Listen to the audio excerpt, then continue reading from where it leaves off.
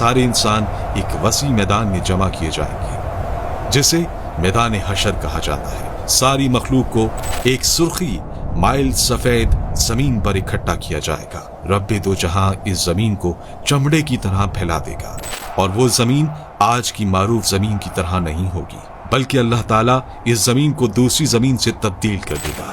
आसमान को भी इसी तरह तब्दील कर दिया जाएगा। ये मैदान इतना बड़ा होगा कि तमाम इंसानियत इसमें समा जाएगी। ये मैदान बिल्कुल हमवार होगा, कोई पहाड़, कोई गढ़ा, कोई बुलंदी नहीं।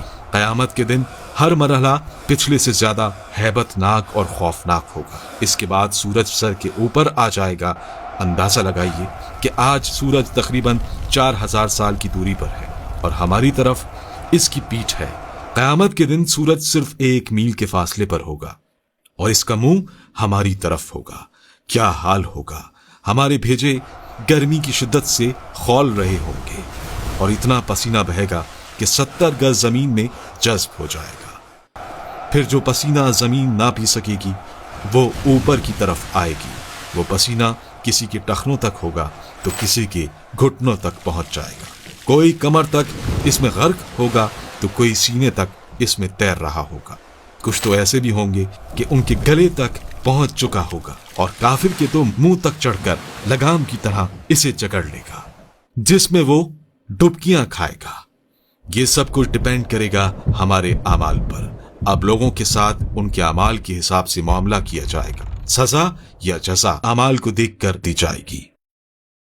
इस दिन किसी चीज का कोई साया नहीं होगा, लेकिन कुछ अहले ईमान ऐसे भी होंगे कि उन्हें अल्लाह रब्बुल इज्जत अपने अर्श के साए में रखेगा। इस गर्मी की हालत में प्यास की क्या कैफियत होगी।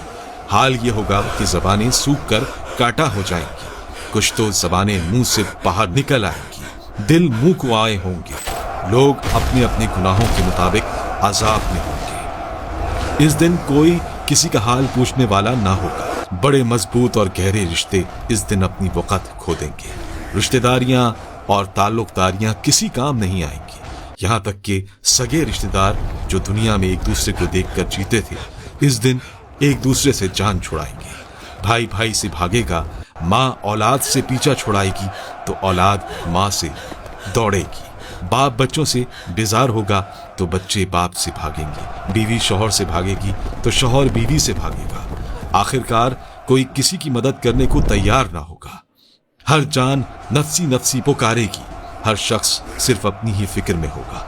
किसी दूसरे से इसे कोई सरोकार ना होगा। ये मुसीबतें चल ही रही होंगी कि जहन्नुम को लाया जाएगा।